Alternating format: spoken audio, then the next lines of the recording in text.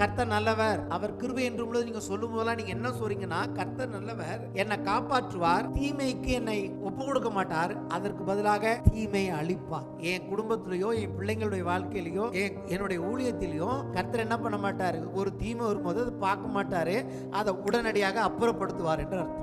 அப்ப இயேசு எதுக்கு அனுப்பினார்னா, தீயவனை கல்வாரி சிலுவையில் அழித்து மக்களுக்கு ரட்சிப்பை கொடுக்க அனுப்பினார். கிருபைன்னு ஒண்ணு செயல்படணும்னா அங்க ஒரு தீமை அழிக்கப்பட வேண்டும். அப்ப கிருபை வேலை செய்யுதுன்னா என்ன அர்த்தம், அங்க தீமை இருக்க முடியாது. நியாய தீர்ப்பு செய்யும் மொத்த அதிகாரத்தையும் யாருக்கு கொடுத்திருக்கிறார்? அதை பிதா செய்ய போறாரா, ஆவியானவரா? யார் பிசாசு அழிப்பார்? இயேசு.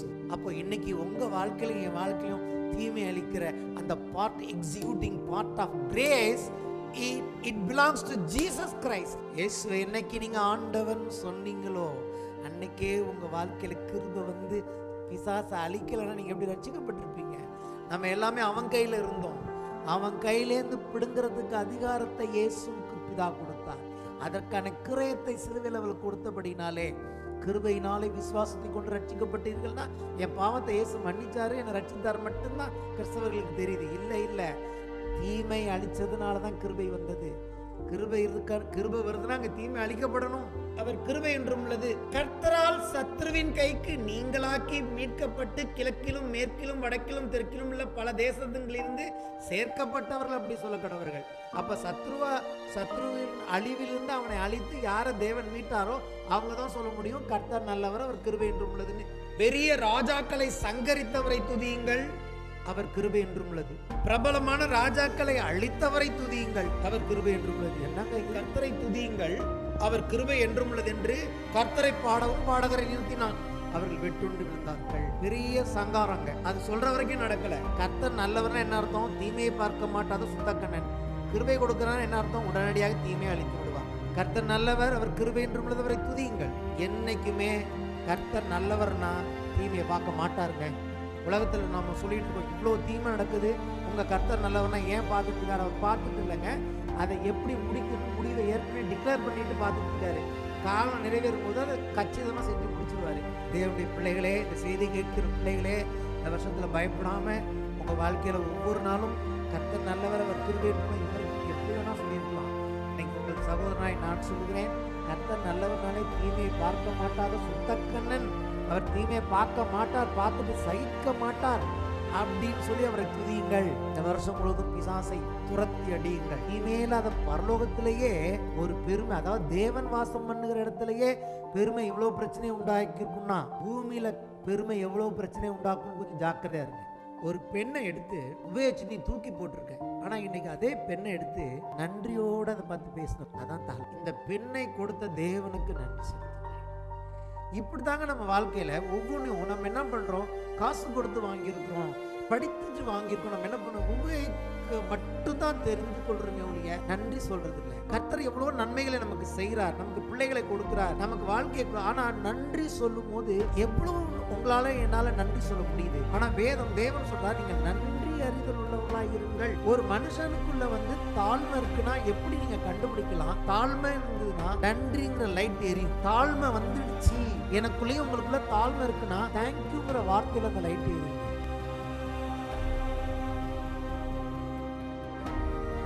Shalom, shalom. Nothing is missing, nothing is broken.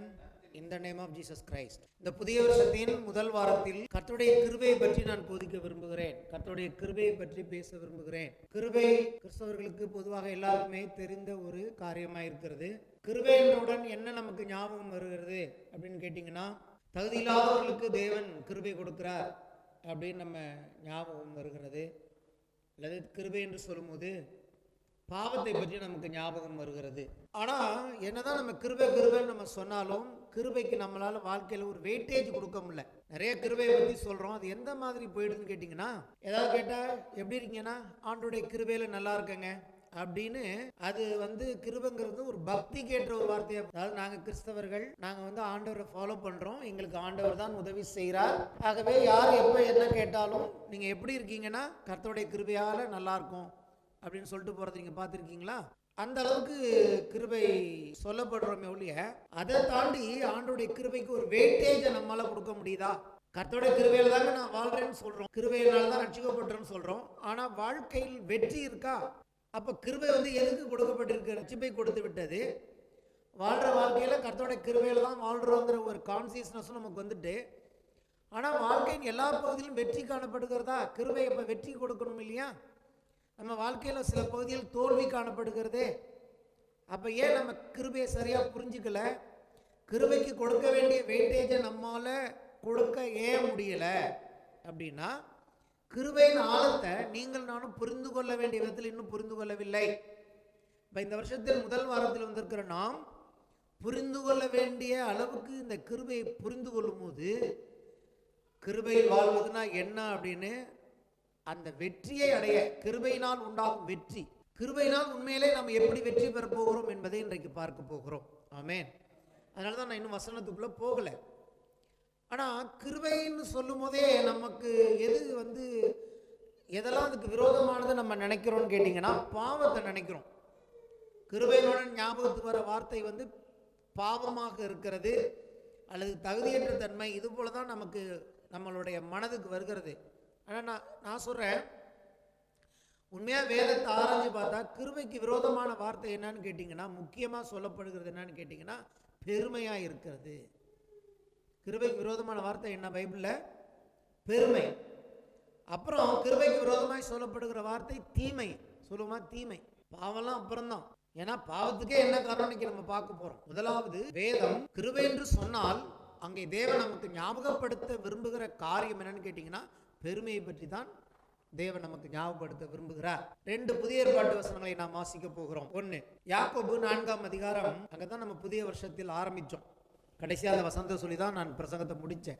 யாக்கோபு 4ஆம் அதிகாரம் 5 முதல் 6 வசனங்கள். நம்மில் வாசமாய் இருக்கிற ஆவியானவர் நம்மிடத்தில் வைராக்கிய வாஞ்சையாய் இருக்கிறார் என்று வேத வாக்கியம் வீணாய் சொல்லுகிறது என்று நினைக்கிறீர்களா?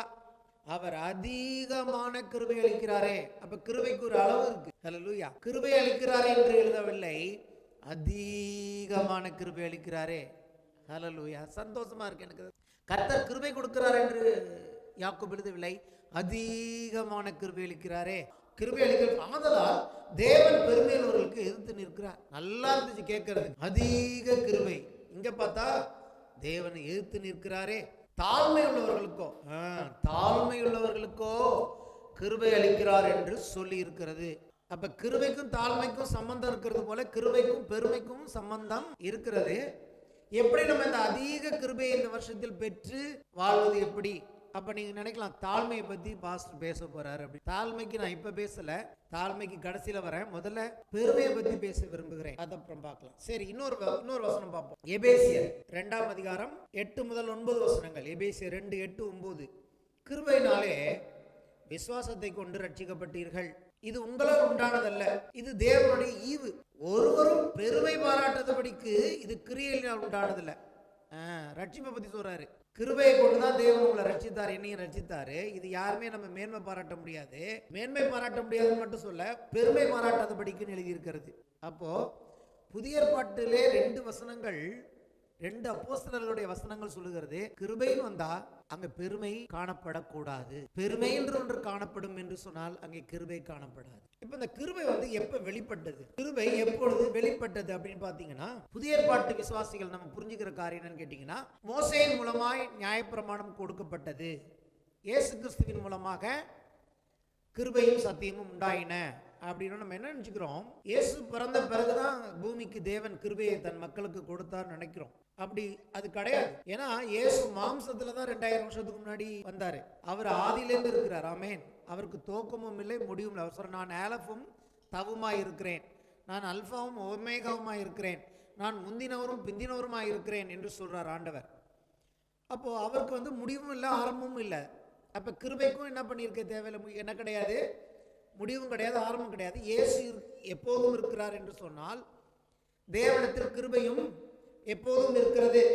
ஆனா ஏன் வேதம் கிருபைன்னு என்று சொல்லும் போது இயேசுவை மட்டும் அதிகமாய் சம்பந்தப்படுத்தி பேசுகிறது இன்னைக்கு நம்ம பார்க்கணும். ஆவியானவரை பத்தி சொல்லும் போது கூட கிருபையின் ஆவியானவர் அப்படின்னு எழுதியிருக்கு. ஆனா விசேஷமா ஸ்பெசிபிக்கா கிருபை அப்படின்னாலே அது இயேசு கிறிஸ்துவை குறிக்கிற ஒன்றாக இருக்கிறது இல்லையா? ஏன் அப்படி? பிதா குமாரன் பரிசுத்த ஆவியானவர்ல இயேசுக்கு மட்டும் அந்த வார்த்தை கொடுக்கப்படுகிறது. நம்ம சபையின் முடிவின் ஆசீர்வாதத்தோட என்ன சொல்றோம்? கர்த்தராகிய இயேசு கிறிஸ்துவின் கிருபையும் பிதாவாகிய தேவனுடைய அன்பும் பரிசுத்த ஆவியினுடைய ஐக்கியம் சொல்லி தான் முடிக்கிறோம். அப்போ இந்த கிருபைக்கு ஏன் இயேசு அவ்வளவு முக்கியமாக இருக்கிறாருன்னு கேட்டீங்கன்னா, பிதா குமாரன் பரிசுத்த ஆவியானவராகிய திருத்துவ தேவனில் இந்த கிருபையோட, அதாவது இந்த இயேசு கிறிஸ்துவோட பார்ட் என்னன்னு கேட்டீங்கன்னா, இயேசு கிறிஸ்துவோட எக்ஸிகியூஷன் பார்ட் என்னன்னு கேட்டீங்கன்னா, அவர் தான் கிருபையை ஆபரேட் பண்ணுகிறவராக இருக்கிறார். அவர் மூலமாக தான் இந்த கிருபை ஆபரேட் பண்ணப்படுகிறது. தேவன் அன்புள்ளவர். ஆனால் ஸ்பெசிஃபிக்கா கிருபைன்னு பார்க்கும்போது பரலோக தேவனுடைய திருத்துவ தேவனில் அந்த கிருபை என்கிற அந்த காரியம் கர்த்தராகிய இயேசு கிறிஸ்துவின் மூலமாகத்தான் ஆப்ரேட் பண்ணப்பட வேண்டும், எக்ஸிக்யூட் பண்ணப்பட வேண்டும் சொன்னா, ஏன் அப்படி தேவன் அதை வைத்திருக்கிறார்? தேவன் யார்? தேவன் யார்? அவருடைய பிரதானமான குணங்கள் என்ன? தேவனை பத்தி நிறைய காரியங்கள் நமக்கு தெரியும். தேவன் யார்? உங்களை நான் 3 வாட்டி கேட்டேன். நீங்க சொல்லலாம், தேவன் நல்லவர், தேவன் சர்வ வல்லமுள்ள தேவன், கர்த்தர் சிருஷ்டிகர்த்தர், கர்த்தர் சர்வஞானி, தேவனால் கூடாத காரியம் ஒன்றுமே இல்லை. இயேசு சொல்றார் இல்லையா, மனுஷனால் கூடாதான், ஆனால் தேவனால் எல்லாம் கூடும். நான் எதை ஃபர்ஸ்ட் இப்போ இன்னைக்கு சொல்ல வரேன்னு கேட்டீங்கன்னா, தேவனால் எல்லாம் கூடும். அவரால் கூடாத காரியம்னு ஒண்ணுமே இல்லை. ஆனா நான் சொல்றேன், தேவனுக்கு கூடாத காரியம் ஒண்ணு இருக்கு. வேதம் சொல்லுகிறது தேவனால் எல்லாம் கூடும். நான் சொல்லுகிறேன், தேவனுக்கு கூட கூடாத காரியம் ஒண்ணு இருக்கிறது. ஒண்ணு செய்ய மாட்டார் தேவன். தேவனால் எல்லாம் கூடும், அதே சமயத்தில் தேவனுக்கு ஒரு காரியம் கூடாது. வாசிப்போம். ஆபகு 1ஆம் அதிகாரம் 13ஆம் வசனம். தீமையை பார்க்க மாட்டாத சுத்த கண்ணனே. கர்த்தரால் என்ன முடியாது தெரியுமா? தீமையை பார்க்க முடியாது. எல்லாம் கூடும் அவரால, ஆனா தீமையை பார்க்க மாட்டார். அங்கதான் நமக்கு இன்னைக்கு பிரசங்கத்தின் முக்கிய சாராம்சமே. தீமையை பார்க்க மாட்டாத சுத்த கண்ணன் அவர். அவர் கண்ணில் தீமையை பார்க்கவே முடியாது. தீமையை பார்க்க மாட்டாத சுத்த கண்ணனே, அநியாயத்தை நோக்கி கொண்டிருக்க மாட்டீரே. அநியாயத்தை பார்க்க மாட்டார், தீமையை பார்க்க மாட்டார். பின்னை துரோகிகளை நீர் நோக்கி கொண்டிருக்கிறது என்ன? துன்மார்க்கன் தன்னை பார்க்கலும் நீதிமானை விழுங்கும் போது நீர் மௌனமாய் இருக்கிறது என்ன? இதான் அவனுடைய கேள்வி. நான் ஒரு தீர்க்கதரிசி, என்னை பொறுத்த வரைக்கும் நீ தீமையை பார்க்காத சுத்த கண்ணன். தீமையை பார்க்க மாட்டீர், அநியாயத்தை பார்க்க மாட்டீர். ஆனா இன்னைக்கு நடக்கிற காரியங்களை பார்க்கும்போது நீர் அப்படிப்பட்டவரா எனக்கு தெரியலையே, என்ன விஷயம் அப்படின்னு ஆபகுக்கு கேள்விக்கு நான் ஒரு கேள்வி. தேவன் இதுவரைக்கும் தீமையை பார்த்ததே இல்லையா? இல்ல ரெண்டாவது கேள்வி, தேவன் தீமையை பார்ப்பதே கிடையாதா? தேவன் தீமையை பார்க்க மாட்டாரா? இல்ல இதுவரைக்கும் தேவன் தீமையை பார்த்ததில்லை. இவன் சொல்றான் தீமையை பார்க்க மாட்டாத சுத்தக்கண்ணனே அப்படின்னா, தேவன் தீமையை இதுவரைக்கும் பார்த்ததே கிடையாதா? இல்ல பார்க்கவே மாட்டாரா அப்படின்னா கொஞ்சம் குழப்பமா இருக்கு. ஒண்ணு, அவர் தீமையை பார்க்க மாட்டாதவர். இவன் சொல்றான் நீங்க பார்த்துக்கிட்டு இருக்கீங்களேன்றான். நான் சொல்றேன், அப்ப இது வரைக்கும் கர்த்தர் எந்த தீமையுமே பார்த்தது இல்லையா? இல்ல பார்க்கவே மாட்டாரா? நான் தீமையெல்லாம் பார்க்க மாட்டேன் அப்படிங்கிறத நம்ம பார்க்க போறோம். அதாவது என்னுடைய பதில் என்னன்னு கேட்டீங்கன்னா, தேவன் தீமையை பார்க்காம தான் இருந்தார். தேவன் தீமையை பார்த்தது கிடையாது. எது வரைக்கும்? ஒரு குறிப்பிட்ட காலத்தில் ஒரு குறிப்பிட்ட காரியம் பரலோகத்தில் நடக்கும் வரைக்கும் தேவன் தீமையை பார்க்கவே இல்லை. பரலோகம் நன்மையினால் நிறைந்த இடம். தேவன் வாசஸ்தலம், தேவனுடைய வாசஸ்தலம், தேவன் வாசம் பண்ணுகிற இடத்துல எந்த தீமையும் கிடையாது. அது வெறும் நன்மையினால் நிறைந்த இடம். தேவன் வாசம் பண்ணார்னா அங்க எப்படி தீமை இருக்க முடியும்? அதாவது வரப்போகிற இயேசு கிறிஸ்து வந்த பிறகு 1000 வருஷம் பூமியில் அரசாளும் போது அந்த ஏசாயாவில் எழுதியிருக்கிறது, அவருடைய பரிசுத்த பர்வதம் எங்கும் தீங்கு செய்வார் ஒருவரும் இல்லை. இயேசு ஆட்சி செய்ய கூட அவருடைய பர்வதத்துல தீங்கே கிடையாது. இன்னும் சொல்ல போனா இன்னைக்கு தீமை செய்யற விலங்குகள் கூட இன்னைக்கு தீமை செய்யாது. ஏன்னா உண்மையிலே தேவன் எந்த விலங்குகளையும் தீமை செய்யும்படியா உண்டாக்கல. பாவத்து நிமித்தம் இன்னைக்கு என்ன பண்ணுது? சர்ப்பம் விஷத்தை வச்சு மனுஷங்களை கொள்ளுது. சின்ன பிள்ளை விரியன் பாம்பு புத்துல விளையாடும் என்று எழுதி இருக்கிறது. இன்னைக்கு அந்த பாம்புக்குள்ள போய் நீங்க பெரியவங்களே போக முடியாது. கரடியும் பசுவும் ஒன்னா மேயுன்னு எழுதி இருக்கு. எப்படி நடக்க போகிறது? ஏன்னா தேவன் இருக்கிற இடத்துல தீமை இருக்கக்கூடாது. தீமை தேவன் பார்க்க மாட்டார். அப்ப தீமை இல்லாத இடமா இருந்த பரலோகத்தில் முதலாக எப்படி தீமை வந்ததுன்னு கேட்டீங்கன்னா நமக்குலாம் தெரியும். பிசாசு என்ன பண்ணுனான்? பிசாசு என்கிற ஒருவன் என்ன பண்ணுகிறான்? தேவன் அவனை ஆராதனையில் வைத்திருந்தார். அதாவது தேவன் இது வரைக்கும் தீமையை பார்க்கல. கர்த்தருடைய சமூகத்தில் நின்று கர்த்தருக்கு ஆராதனை செய்து கொண்டிருந்த தூதன் பிசாசு என்ன பண்ணுகிறான்? முதல்ல கர்த்தருக்கு விரோதமா எழும்பினதுக்கு காரணம் என்னன்னு கேட்டீங்கன்னா பெருமை. வாசிப்போம். ஏசாயா 14ஆம் அதிகாரம் 11 முதல் 15 வசனங்கள். உன் ஆடம்பரமும் உன் வாத்தியங்களின் முழக்கமும் பாதாளத்தில் தள்ளுண்டு போயிற்று. புழுக்களே உன் படுக்கை, பூச்சிகளே போர்வை. அதிகாலையின் மகனாகிய விடிவெள்ளியே, நீ வானத்திலிருந்து விழுந்தாயே. ஜாதிகளை ஈனப்படுத்தினவனே, நீ தரையில் விழ வெட்டப்பட்டாயே. நான் வானத்துக்கு ஏறுவேன், தேவனின் நட்சத்திரங்களுக்கு மேலாக என் சிங்காசனத்தை உயர்த்துவேன். வடபுறங்களில் உள்ள ஆராதனை கூட்டத்தின் பருவத்திலே வீற்றிருப்பேன் என்றும், நான் மேகங்களுக்கு மேலாக உன்னதங்களில் ஏறுவேன், உன்னதமானவருக்கு ஒப்பாவேன் என்றும் நீ உன் இருதயத்தில் சொன்னாயே. ஆனாலும் நீ அகாதமான பாதாளத்தில் தள்ளுண்டு போனாய். இவன் என்ன பண்றான்? தீமையே இல்லாத தேவ சமூகத்தில் இவன் என்ன செய்கிறான்? அவன் சொல்றான், அவருக்கு அருகிலே நின்னவன் அவரை பார்த்து, அவருடைய மகிமையை பார்த்து ஆராதித்து கொண்டிருந்த ஒருவன் ஒரு நாள் நினைக்கிறான், அவருக்கு ஒப்பாக நான் மாற வேண்டும். எந்த தேவன் இவனை ரொம்ப அழகா படைச்சிருந்தார் ஆண்டவர். அவனுக்கு பெருமை வந்து என்னன்னா, தன்னுடைய அழகுல மயங்கி கர்த்தருக்கு ஆராதனை செய்து அவன் சொல்லுகிறான், அவருக்கு ஒப்பா நான் ஆகணும். முதல் பிரச்சனை என்ன? அவருக்கு ஒப்பா நான் மாறணும் கேட்டீங்கன்னா, ரெண்டாவது சொல்றான், அந்த நட்சத்திரங்கள், தேவனுடைய நட்சத்திரங்களுக்கு மேலாக என் சிங்காசனத்தை உயர்த்துவேங்கிறான். ஏன்னா அவன் இருந்த இடம் நட்சத்திரங்கள் என்று இந்த இடத்துல சொல்லப்பட்டிருக்கிறது வந்து தேவ தூதர்கள் இருக்கிற இடம். அங்க இருந்தவன் இங்க இருக்க மாட்டேன், நட்சத்திரங்களோட தேவன் என்ன வச்சிருந்தா அதுவே பெரிய இடம், அங்க இருக்க மாட்டேன், அதையும் தாண்டி தேவன் இருக்கிற இடத்துக்கு நான் உயர்வேன் என்று சொல்லி அவன் ஏற பார்க்கிறான். அப்ப என்ன பண்ணுகிறான்? அவன் வந்து 3 தீமையை செய்கிறான் என்று சொல்லி வேதம் சொல்லுகிறது. 3 தீமைகள் அங்கே வருகிறது. அப்ப முதல்ல என்ன பண்றான்? பரலோகத்தில் எந்த தீமையும் இல்லை. தேவன் எப்படி இருக்கிறான்னு பார்த்தீங்கன்னா, தேவன் வந்து நமக்கு எல்லாருமே தெரியும், திருத்துவ தேவன். பிதா, குமாரன், பரிசுத்த ஆவியானவர் 3 பேரா இருக்காங்க. ஆனா 3 பேரா இருந்தாலும் அங்கே சமாதானம் இருக்கிறது. அவர்களுக்குள்ள என்ன கிடையாது? எந்த பிரிவினை கிடையாது. நல்லா புரிஞ்சிட்டு வாங்க நான் சொல்ல வேண்டிய கருத்தெல்லாம். தேவன் இருக்கிறார், 3 பேரா செயல்படுறார். ஆனா தேவனுக்குள்ள எந்த ஈகோ கிளாஷும் கிடையாது. மூவரும் ஒன்றாய் இருக்கிறார்கள். பிதா, குமாரன், பரிசுத்த ஆவியானவர், தீமை இல்லாத பரலோகம். இவன் முதல்ல என்ன பண்ணுகிறான்? அந்த இடத்துல போயிட்டு கர்த்தருக்கு விரோதமாக எழும்பும் போது முதலாவது தீமை வந்து அங்கே என்னன்னு கேட்டிங்கன்னா, பெருமை வந்தது. பெருமை வந்தோடனே என்ன பண்ணான்? ரெண்டாவது சில அவன் சொன்னதை கேட்ட தூதர்களை அவன் பக்கம் இழுத்து அங்கே பிரிவினை உண்டு பண்ணி. பெருமை என்னத்தை உண்டு பண்ணி? பிரிவினைங்க. ஆனால் தேவன் எந்த பிரிவினையும் இல்லாமல் இருக்கிறாரு. பிரிவினை இல்லாத இடத்துல அந்த பெருமை என்ன பண்ணுது? பிரிவினை உண்டாக்குனது என்று சொல்லி பார்க்குறோம். மூணாவது என்னன்னு கேட்டிங்கன்னா, ஒரு குழப்பத்தை உண்டு பண்ணினான்.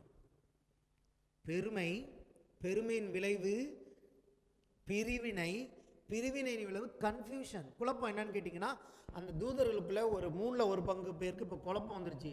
நம்ம தேவனை ஆராதிக்கணுமா இவனை ஆராதிக்க அப்படின்னு சொல்லி அப்போ என்ன பண்ணார் ஆண்டவர்? உடனடியாக அவனை, இந்த தீயவனை பரலோகத்திலிருந்து கீழே தள்ளினார் என்று சொல்லி பார்க்குறோம். அப்படின்னா என்ன அர்த்தம் கேட்குறீங்கன்னா, தீமை இதுவரைக்கும் பார்க்காத இந்த சுத்தக்கண்ணன் இப்போதான் தீமையை முதல்ல பார்க்குறாரு. அப்போ அந்த தீமையை பார்க்க மாட்டாத சுத்தக்கண்ணன் என்ன பண்ணுகிறான்னு கேட்டிங்கன்னா, அந்த தீயவனுக்கு உடனடியாக ஒரு முடிவை உண்டு பண்ணி அவனை அங்கிருந்து தள்ளிவிட்டார். அப்போ நான் என்ன அர்த்தம்னா, தீமையை பார்க்க மாட்டாத சுத்தக்கண்ணா தீமையை பார்க்கவே மாட்டான்னு அர்த்தம் இல்லை. தீமையை பார்த்தார்னா உடனடியாக அதுக்கு தீர்வை உண்டாக்கி விடுவார். ஹல்லேலூயா.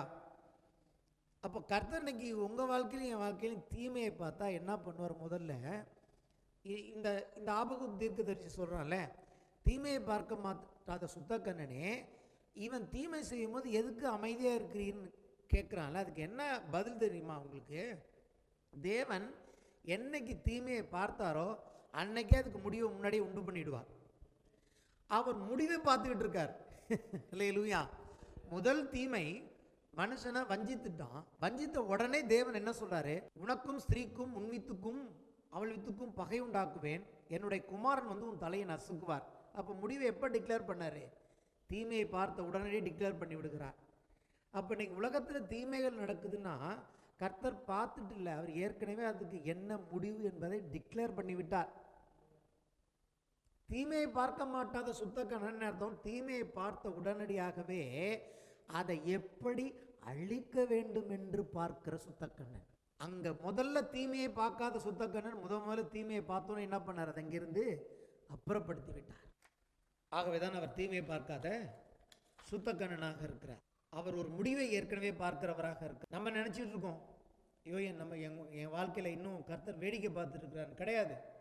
கர்த்தர் ஏற்கனவே அதுக்கு எப்படி உங்களுக்கு முடிவை கொடுக்கணுங்கிறத முன்னாடியே அவர் என்ன பண்ணிட்டாரு, பார்த்து விட்டார்.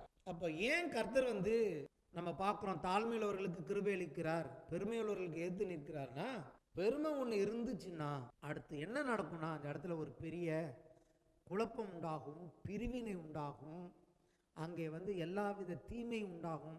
ஆகவே தான் தேவன் என்ன பண்ணுறார், பெருமை இருந்ததுன்னா அது தேவனுடைய பிள்ளையாக இருந்தாலும் கூட கர்த்தர் உடனடியாக அதை எதிர்க்க ஆரம்பிக்கிறார். தாழ்மை எவ்வளோ முக்கியங்கிறதுக்காக நான் இதை இப்போ பேசிகிட்டு இருக்கேன். நமக்கு இப்போ பெருமையை பற்றி முக்கியம் இல்லை, இந்த வருஷத்தில் நாம் தாழ்மையோடு இருந்து கர்த்தருடைய கிருபையில் பெருக வேண்டும். ஆமேன். ஏன்னா நான் சொன்னேன் இல்லை, இப்போ உங்களுக்கு கிருபையினாலே தீமையை அழிக்கிறவார்னு சொல்லிட்டு, இப்போ ஒரு வசனம் நம்ம வேதாகமத்தில் அதிகமாக வாசிப்போம். கர்த்தர் நல்லவர், அவர் கிருபை என்றும் உள்ளது அப்படின்னு நம்ம வாசிக்கிறோம்ல. அப்படின்னு வாசிக்கும் போதெல்லாம் என்ன நடக்குதுன்னு கேட்டிங்கன்னா, நம்ம டிக்ளேர் பண்ணுறோம் கர்த்தர் நல்லவர், அவர் கிருபை என்றும் உள்ளதுன்னா என்ன அர்த்தம்னு கேட்டிங்கன்னா, கர்த்தர் நல்லவர், தீமையை பார்க்க மாட்டார், உடனடியாக கிருபையை கொண்டு நம்மை காப்பாற்றுவார்னு அர்த்தம். இன்டெரக்டாக சொன்னால் கர்த்தர் நல்லவர், என் வாழ்க்கையில் கர்த்தர் நல்லவர் நீங்கள் சொல்லும்போது சொல்கிறேன், கர்த்தர் நல்லவர், அவர் கிருபை என்றும் உள்ளது நீங்கள் சொல்லும் போதெல்லாம் நீங்கள் என்ன சொல்கிறீங்கன்னா, கர்த்தர் நல்லவர், என்னை காப்பாற்றுவார், தீமைக்கு என்னை ஒப்பு கொடுக்க மாட்டார், அதற்கு பதிலாக தீமையை அழிப்பார். அப்போ இந்த வருஷத்தில் நீங்கள் எப்பெல்லாம் கர்த்தர் நல்லவர், அவர் கிருபை என்றும் உள்ளதுன்னு சொல்கிறீங்கன்னா, கர்த்தர் என்னை பாவத்திலேருந்து ரட்சித்தார், கர்த்தர் எனக்கு இதுக்கு கிருபை கொடுப்பாரு, அதுக்கு கிருபை கொடுப்பாரு, அப்படி கிடையாது. கர்த்தர் நல்லவர் அப்படின்னாலே என்ன அர்த்தம், கர்த்தர் நல்லவர், அவர் கிருபை என்றும் உள்ளதுன்னா என் குடும்பத்திலையோ என் பிள்ளைங்களுடைய வாழ்க்கையிலையோ என்னுடைய ஊழியத்திலையோ கர்த்தர் என்ன பண்ண மாட்டார், ஒரு தீமை வரும்போது அதை பார்க்க மாட்டார், அதை உடனடியாக அப்புறப்படுத்துவார் என்று அர்த்தம். அதான் சொன்னேன், கிருபைக்கு இதான் உண்மையான அர்த்தம். வேதாகமத்தின் அடிப்படையில் கர்த்தர் நல்லவர்னாலே என்ன அர்த்தம், தீமையை பார்க்க மாட்டாத சுத்தக்கண்ணன். அப்போ கிருபையை எதுக்கு கொடுக்குறாருனா, தீமை அழிக்க கிருபை கொடுக்குறார். அப்போ இயேசுவை எதுக்கு அனுப்பினார்னா, தீயவனை கல்வாரி சிலுவையில் அழித்து மக்களுக்கு ரட்சிப்பை கொடுக்க அனுப்பினார். அப்போ கிருபைன்னு ஒன்று செயல்படணும்னா அங்கே ஒரு தீமை அழிக்கப்பட வேண்டும். தீமை அழிக்கப்படாமல் கிருபை வேலை செய்யாது. அப்போ கிருபை வேலை செய்யுதுன்னா என்ன அர்த்தம், அங்கே தீமை இருக்க முடியாது. கிருபையில் இருக்க புரியுதா? அப்போ அர்த்தம் உங்கள் வீட்டுக்குள்ளே ஒரு தீமை நடக்கலாமா, இனிமேல் நடக்குமா? அப்போ இன்னைக்கு இந்த வருஷத்தில் கர்த்தர் நல்லவர், அவர் கிருபை என்றும் ஒரு வசனத்தை எழுதி போட்டிங்கன்னா நீங்கள் என்ன யோசிக்கணும், வாதை என் கூடாரம் அணுகாது, பொல்லாப்பு எனக்கு நேரிடாது, தீங்கு எனக்கு வராது. ஏன் தெரியுமா, கர்த்தர் நல்லவராக இருக்கிறார், அவர் கிருபை எனக்கு இருக்கிறது. நான் கிருபையில் அப்போ பெருகணும்னா என்ன பண்ணணும், கிருபையில் பெருகணும்னா எவ்வளவு நான் தேவனுக்கு முன்பதாக தாழ்மையாக நடந்து கொள்கிறேனோ. எப்படி பாஸ்டர் நான் தாழ்மையாக இருக்கிறேன்னு எனக்கு தெரியும்னா அதை நான் அப்புறம் சொல்லிக் கொடுக்குறேன், எப்படி தாழ்மையாக இருக்கிறதுன்னு. உண்மையான தாழ்மை இன்றைக்கி நான் சொல்லிக் கொடுக்க போகிறேன். ஏன்னா இயற்கையாகவே தாழ்மைனா ட்ரை பண்ணால் வராது. சிலருக்கு அவங்க குணம் ரொம்ப தாழ்மையாக நடப்பாங்க, அதனால் அது தாழ்மைன்னு சொல்ல முடியாது. அதாவது அமைதியாக இருக்கிறது பேர் தாழ்மை இல்லை, நல்லா புரிஞ்சுங்க. சத்தமாக பேசுகிறவன் தாழ்மை உள்ளவன் கிடையாது, அமைதியாக பூனை மாதிரி இருக்கான் பாருங்க, அவன் தாழ்மை உள்ளவங்கிறத அந்த உலகம் நினச்சிட்டு இருக்கான். அந்த அமைதியாக இருக்கிறவன் வைக்கிற வேட்டு தான் பெரிய வேட்டாக இருக்கும். அதாவது இயேசு கிறிஸ்துவின் பார்ட் நான் சொன்னேன் இல்லையா, ஏன் இயேசு கிறிஸ்துவின் மூலமாக மட்டும் இந்த கிருபை வெளிப்படுதுன்னா, இயேசு தான் மனுஷனாக எல்லாம் செய்வார். ஹல்லேலூயா. இயேசு தான் இந்த பூமிக்கு மனுஷனாக ஒரு மனுஷன் பாவம் பண்ணபடினாலே சிலுவையில் அவர் மரித்து இந்த கிருபையை எக்ஸிக்யூட் பண்ணுற பார்ட் இயேசுவோடது. இயேசு ஒரு இடத்த சொல்லுகிறார், பிதாவானவர் நியாய தீர்ப்பு செய்யும் மொத்த அதிகாரத்தையும் யாருக்கு கொடுத்துருக்கிறார், எனக்கு கொடுத்துருக்கிறாருன்னு. அப்போ கடைசி வரைக்கும் பிசாசு அழிக்க போகிறார் இல்லையா, அதை பிதா செய்ய போகிறாரா, ஆவியானவரா? யார் பிசாசு அழிப்பார்? இயேசு. இயேசுக்கு தான் அந்த முதல்ல எலும்புனான பெருமைக்காரன் அவனை இன்னும் விட்டு வச்சிருக்கிறார் சிலுவையில், அவன் வல்லமையெல்லாம் பிடுங்கி கடைசியாக கூட அந்த தீமையை அழிக்க போகிற இயேசு தன்னுடைய சுவாசத்தினாலும் வார்த்தையினாலும் அவனை அழிப்பார் என்று எழுதியிருக்கிறது. அப்போ இன்னைக்கு உங்கள் வாழ்க்கையிலும் என் வாழ்க்கையிலும் தீமை அளிக்கிற அந்த part, executing part of grace, it belongs to Jesus Christ. இயேசு என்னைக்கு நீங்கள் ஆண்டவன் சொன்னீங்களோ அன்னைக்கே உங்கள் வாழ்க்கையில் கிருபை பிசாசை அழிக்கலைன்னா நீங்கள் எப்படி ரட்சிக்கப்பட்டிருப்பீங்க? நம்ம எல்லாமே அவன் கையில் இருந்தோம், அவன் கையிலேருந்து பிடுங்கிறதுக்கு அதிகாரத்தை இயேசுவுக்கு பிதா கொடுத்தார். அதற்கான கிரயத்தை சிலுவையில் அவர் கொடுத்தபடினாலே, கிருபையினாலே விசுவாசத்தை கொண்டு ரட்சிக்கப்பட்டீர்கள்னா, என் பாவத்தை இயேசு மன்னிச்சாரு, என்னை ரட்சித்தார் மட்டும்தான் கிறிஸ்தவர்களுக்கு தெரியுது. இல்லை இல்லை, தீமை அழிச்சதுனால தான் கிருபை வந்தது. கிருபை கிருபை வருதுன்னா அங்கே தீமை அழிக்கப்படணும். இதுதான் பைபிள். இன்னைக்கு என் குடும்பத்தில் கர்த்தருடைய கிருபை இருக்குன்னா என்ன அர்த்தம்? தீமை இல்லாமல் என்னை காத்துட்டு வருதான் அவருடைய கிருபை. பாவம் தீமை பெருகின இடத்துல அவர் கிருபை பெருகி எவ்வளோ தீமை இருக்கோ அந்த தீமையெல்லாம் ஆண்டவர் அழித்து மக்களை இன்னைக்கு ரட்சித்து வர்றார். இப்படிதான் கிருபையை குறித்து வேதம் சொல்லுகிறது. அப்ப நியாய தீர்ப்பு, அழிவு, இதையெல்லாம் யார் எக்ஸிக்யூட் பண்ண போறார்? இயேசு. இப்போ இயேசு கிருபை உள்ளவர்னா முதல்ல புரிஞ்சுக்கணும். கிருபை உள்ளவர்னா எனக்கு கிருபை உள்ளவர், என் சத்துருவுக்கு அழிவு கொடுக்கிறவர்னு அர்த்தம். கிருபையும் நீங்கள் நான் சொல்லிக் கொடுக்குறேன் பாருங்க, கிருபையும் அழிவையும் பிரிக்க முடியாது. பைபிள்லேருந்து காட்டுறேன் பாருங்க, வேத வசனத்தை வைத்து நான் உங்களுக்கு காண்பிக்கிறேன். வாசிப்போம். சங்கீதம் 107 எடுத்துட்டீங்களா? 1 முதல் 3 வசனங்கள். கர்த்தரை துதியுங்கள், அவர் நல்லவர், அவர் கிருபை என்றும் உள்ளது. கர்த்தரால் சத்ருவின் கைக்கு நீங்களாக்கி மீட்கப்பட்டு கிழக்கிலும் மேற்கிலும் வடக்கிலும் தெற்கிலும் உள்ள பல தேசங்களிலிருந்து சேர்க்கப்பட்டவர்கள் அப்படி சொல்ல கடவர்கள். புரிஞ்சுச்சா? கர்த்தரை துதியுங்கள், அவர் நல்லவர், கிருபை ஒன்று சொல்லிட்டு யார் அப்படி சொல்லணுமா? சத்ருவின் கைக்கு நீங்களாக்கி மீட்கப்பட்டவர்கள் அப்படி சொல்லப்படவர்கள். அப்ப சத்ருவின் அழிவிலிருந்து அவனை அழித்து யாரை தேவன் மீட்டாரோ அவங்க தான் சொல்ல முடியும் கர்த்தர் நல்லவர், அவர் கிருபை என்றும் உள்ளதுன்னு. அடுத்து இன்னொரு வசனம் காட்டுறேன். சங்கீதம் 136 17 முதல் 18 வசனங்கள். எப்படி நம்ம அந்த பிரசங்கம் உருவானுச்சு? நான் சொன்னேன் கர்த்தர் நல்லவர் அப்படின்னு சொன்னேன். சொன்னா ஆண்டவர் சொன்னார், தீமையை பார்க்க மாட்டாத சுத்த கண்ணன் நான் அப்படின்னாரு. இந்த வசனத்தை தான் ஆண்டவர் என்கிட்ட ஆரம்பிச்சார், தீமையை பார்க்க மாட்டாத சுத்த கண்ணன் அப்படின்னு. நான் கிருபையை பற்றி பேசினேன், அவர் தீமையை பற்றி பேசினார். அப்போ எனக்கு புரிஞ்சிச்சு ரெண்டுக்கும் ஏதோ சம்மந்தம் இருக்குன்னு. ஒரு 5 நிமிஷம் தேவ சமூகத்தில் உட்கார்ந்தேன், இவ்வளோயும் சொன்னார். இன்றைக்கி நான் உங்களோட பேசிகிட்டு இருக்கேன், இவ்வளோயும் சொன்ன புரிஞ்சுக்கிட்டேன். அப்போ இதை தான் நம்ம பிரசங்கம் பண்ணணும்னு நான் நினச்சி பார்த்ததே இல்லை இது வரைக்கும். இந்த வசனம் தான் இருக்குது. நான் என்ன புதுசாக ஏதாவது எங்கேருந்தாவது கண்டுபிடிச்சி உங்களோட பேசிகிட்டு இருக்கேன்னா? வசனத்தில் இருக்கிறத தான் நான் பேசிகிட்டு இருக்கேன். ஆனால் அந்த வசனத்தை ஆண்டவர் பேசி நமக்கு வெளிச்சம் கொடுக்குறாரு பாருங்க, அதுதான் அவருடைய அன்பு. அப்போ இந்த சபையில் நீங்கள் புரிஞ்சுக்கணும். சங்கீதம் 136 17 முதல் 18. பெரிய ராஜாக்களை சங்கரித்தவரை துதியுங்கள், அவர் கிருபை என்றும் உள்ளது. சங்காரம் கிருபை. யாருக்காக சங்கரிச்சார்? தேவனுடைய மக்களுக்காக. பெரிய ராஜாக்களை எல்லாம் சங்கரித்த, ஏன்? அவங்கெல்லாம் துன்மார்க்கர்கள், போற வழியில நின்னாங்க. பிரபலமான ராஜாக்களை அழித்தவரை துதியுங்கள், அவர் கிருபை என்றும் உள்ளது. என்னங்க இது குண்டு போட்ட மாதிரி இருக்கு? நாங்கள் கூட கிருபைனா ரொம்ப சூப்பராக இருக்குன்னு பார்த்தோம், இங்கே சங்காரம் அழிவு. ஹல்லேலூயா. அடுத்து இது எல்லாருக்கும் தெரிஞ்ச வேத பகுதி 2 நாளாகமம் 20ஆம் அதிகாரம் 21 முதல் 22 வசனங்கள். அங்கே அதை மட்டும் வாசிப்பேன். யோசபாத்துக்கு விரோதமாக என்ன பண்ணுறாங்க? நிறைய எதிரிகள் வந்துடுறாங்க, அவனால் சமாளிக்க முடியல. அப்போ கர்த்தருடைய ஆவியானவர் சொல்கிறாரு, நான் யுத்தம் பண்ணுவேன், நீ போ அப்படின்னு சொல்கிறப்ப அந்த யோசபாத் என்ன பண்ணுறான்? பாடுற மக்களை, பாடகர்களை வச்சு துதிக்கிறாங்க தேவனை. எப்படி துதிக்கிறான் பாருங்க. பின்பு அவன் தன் ஜனத்தோடைய ஆலோசனை பண்ணி பரிசுத்தமுள்ள மகத்துவத்தை துதிக்கவும் ஆயுதம் அணிந்தவர்களுக்கு முன்னே நடந்து போய் கர்த்தரை துதியுங்கள், அவர் கிருபை என்றும் உள்ளது என்று கர்த்தரை பாடவும் பாடகரை நிறுத்தினான். பாட்டு பாடுறவங்களை நிறுத்திட்டான். அவர்கள் பாடி துதி செய்ய தொடங்கின போது யூதாவுக்கு விரோதமாய் வந்து பதிவிருந்த அம்மோன் புத்திரரையும் மோவாபியரையும் சேயீர் மலை தேசத்தாரையும் ஒருவருக்கு விரோதமாய் ஒருவரை கர்த்தர் எழும்ப பண்ணினபடினால் அவர்கள் வெட்டுண்டு விழுந்தார்கள். பெரிய சங்காரங்க. எப்போ? அது சொல்ற வரைக்கும் நடக்கல. என்னைக்கு கர்த்தர் நல்லவர், அவர் கிருபை என்றும் உள்ளதுன்னு சொன்னாங்களோ, கர்த்தர் நல்லவர்னா என்ன அர்த்தம்? தீமையை பார்க்க மாட்டாத சுத்தக்கண்ணன். கிருபை கொடுக்கிறான் என்ன அர்த்தம்? உடனடியாக தீமையை அழித்து விடுவார்.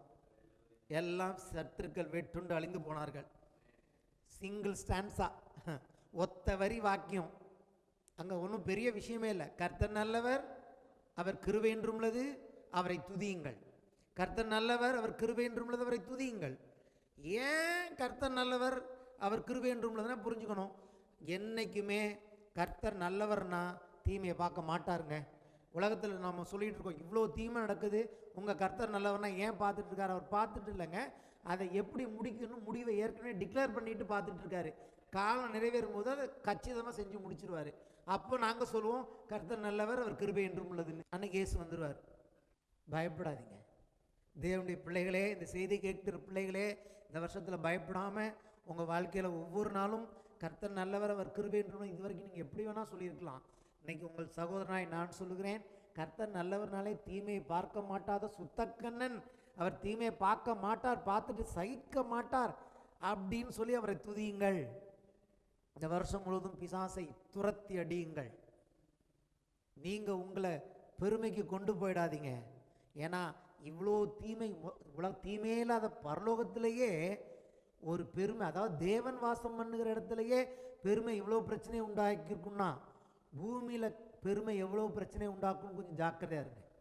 அப்போ நம்ம என்ன செய்யணும்? நம்மளை தாழ்மைக்கு ட்ரைன் அப் பண்ணணும். நம்மளை என்ன பண்ணணும்? நம்ம வாழ்க்கையை இவ்வளோ டேஞ்சர், ஏன்னா பெருமை வந்து இவ்வளோ பெரிய டேஞ்சராக வேதம் சொல்கிறதுனால நம்மளை கூடுமான வரைக்கும் தாழ்மைக்கு நம்முடைய ஆத்மாவை ட்ரெயின் அப் பண்ண வேண்டும். பழைய ஏற்பாட்டு காலத்தில் உபவாசத்தை எதுக்கு தேவன் வச்சார்னா, ஆத்மாக்கள் தங்களை தாழ்த்த வேண்டும் என்று சொல்லி.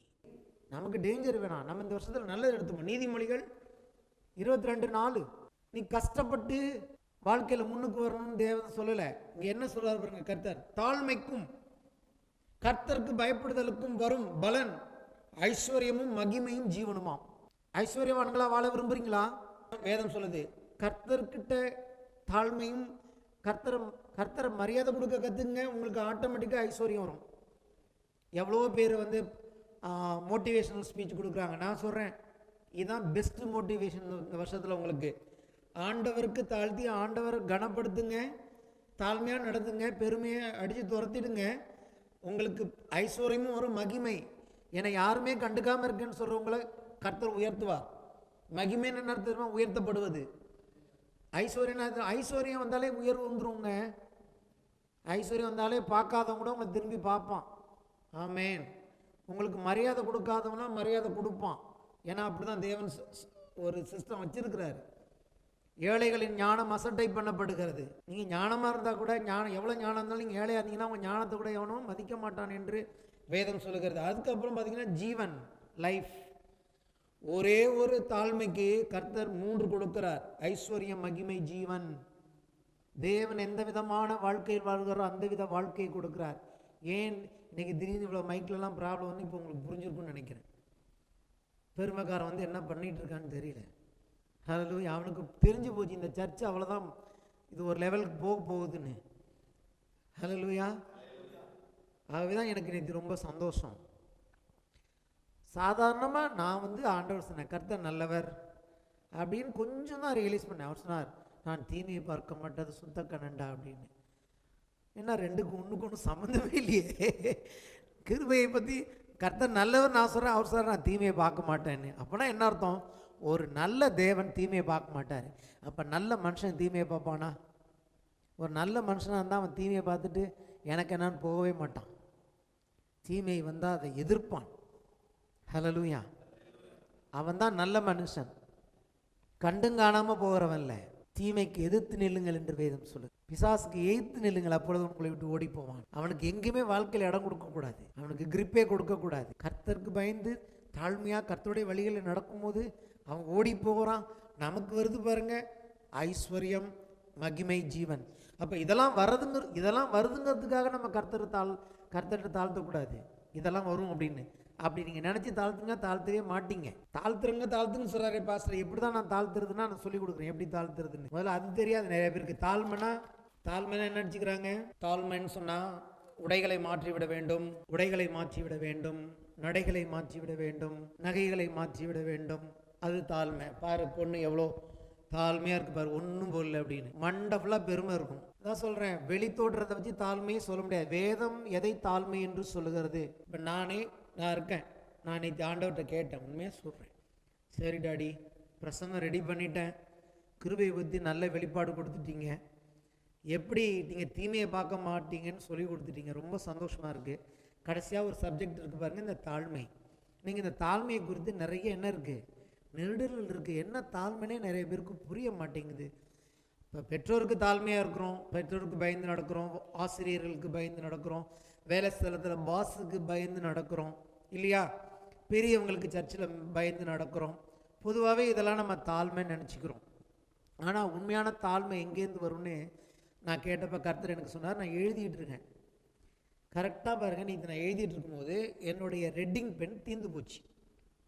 இந்த பிரசங்கம் தயார் பண்ணும்போது கர்த்தர் அப்படி தான் ப்ராக்டிக்கலாக தான் எங்கிட்ட சொல்லுவார், சொல்லிக் கொடுப்பார் தாழ்மைக்கு. ரெட்டிங் பெண்ணு அது கிட்டத்தட்ட எங்கிட்ட 7 வருஷமாக இருக்குது. ரெட்டு வந்து எங்கேயாவது முக்கியமான மார்க் பண்ணுறதுக்காக நான் யூஸ் பண்ணுறதுனால அது இவ்வளோ வருஷம் வந்துருக்கு. நான் எனக்கு தெரிஞ்சு ஊழியம் ஆரம்பித்தப்போ வாங்கின பெண்ணு.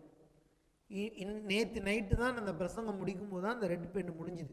அங்கே தான் இருக்க வச்சுருக்கேன். இன்னும் நம்ம ஊரில் இப்போ ஒரு பழக்கம் வந்துருச்சு இல்லையா, அது பேர் என்ன, யூஸ் அண்ட் த்ரோ சொல்லுவோமா?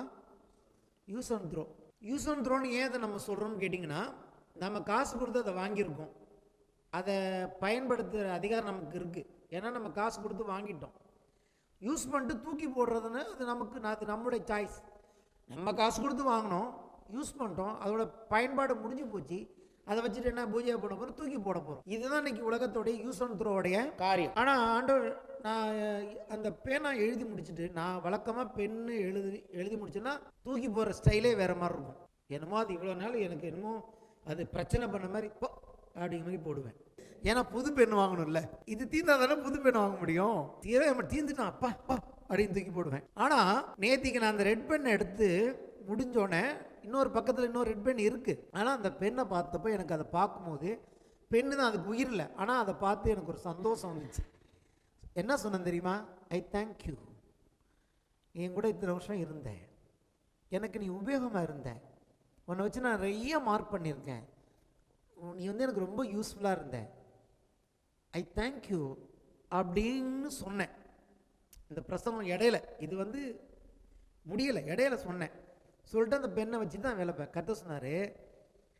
ஒரு பெண்ணை எடுத்து உபயோகிச்சு நீ தூக்கி போட்டிருக்க, ஆனால் இன்றைக்கி அதே பெண்ணை எடுத்து நன்றியோடு அதை பார்த்து பேசினவர், அதான் தாழ்மை. ஏன்னு கேட்டிங்கன்னா, ஒரு கம்பெனி அந்த பெண்ணை தயாரிக்குது. அந்த தயாரிக்கிற ஞானத்தை கர்த்தர் ஒரு மனுஷனுக்கு கொடுக்குறார். ஒரு பெண்ணை எப்படி தயாரிக்கணும்னு ஆண்டவர் ஒரு நாள் ஒரு மனுஷனுக்கு ஞானம் கொடுத்தாரு. அந்த காலத்தில் எதோ வச்சு எழுதிட்டு இருப்பாங்க, இந்த மயிலிறகு சிறகெல்லாம். ஆனால் நாட்கள் போக போக பெண்ணுன்னு ஒன்று இருக்கணும், அதுக்கு இங்கு போடணும். நம்மளாம் இங்கு பென்லாம் வச்சு எழுதியிருக்கோம். இப்போ ஜெல் பென், நிறைய பெண்ணில் மாற்றம் வந்துருக்கு. ஆனால் தத்துவம் ஒன்று தான்.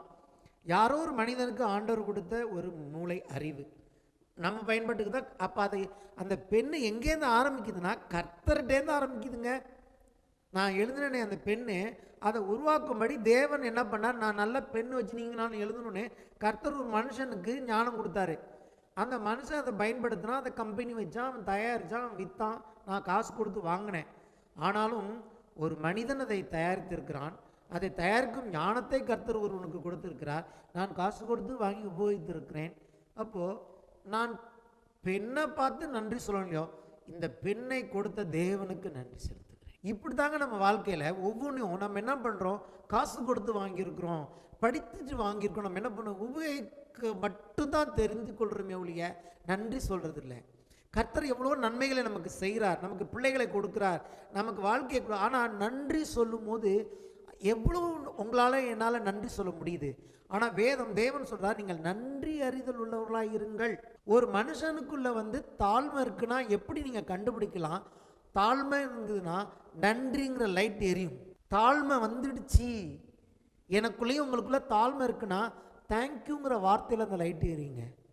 சக நண்பர்களுக்காகட்டும், குடும்பத்தில் உள்ளவர்களுக்காகட்டும், ஊழியத்தில் இருக்கிறவர்களாகட்டும், நீங்கள் போகிற இடங்களில் நல்ல மேல் நாடுகள்லாம் பாருங்கள், நம்ம சில நல்ல மேலதிகாரிகளை பாருங்கள், நம்ம வந்து என்னமோ ஒன்று கொடுப்போம், அவங்க வந்து அதுக்கு அவங்களுக்கு நம்ம கொண்டு போய் கொடுக்கறது வந்து நமக்கு கொடுக்கப்பட்ட பணி. ஆனால் சில சொல்லுவாங்க தேங்க்யூப்பா அப்படிம்பாங்க. நம்ம எதை எடுத்து கொடுக்கும்போது அந்த தேங்க்யூன்னு உதடு வருது பார்த்தீங்களா, நன்றி, அதான் தாழ்மை. அவங்க எவ்வளோ பெரிய போஸ்ட்டில் இருப்பாங்க, அவங்க அவ்வளோ பெரிய ஆளாக இருப்பாங்க, ஆனால் ஒரு சின்ன விஷயத்தை நம்ம போய் அவங்களுக்கு செய்யும்போது தேங்க்யூப்பான்னு சொல்லுவாங்க பாருங்கள். அப்போ உண்மையிலே நான் சொல்கிறேன், தேங்க்யூங்கிறது ஒரு சாதாரணமான வார்த்தை இல்லைங்க. நம்ம வீட்லேருந்து நமக்குள்ளேருந்து தேங்க்யூன்னு வந்ததுனாலே அது என்னத்தை காமிக்க தெரியுமா, நாம் தாழ்மை உள்ளவர்கள்.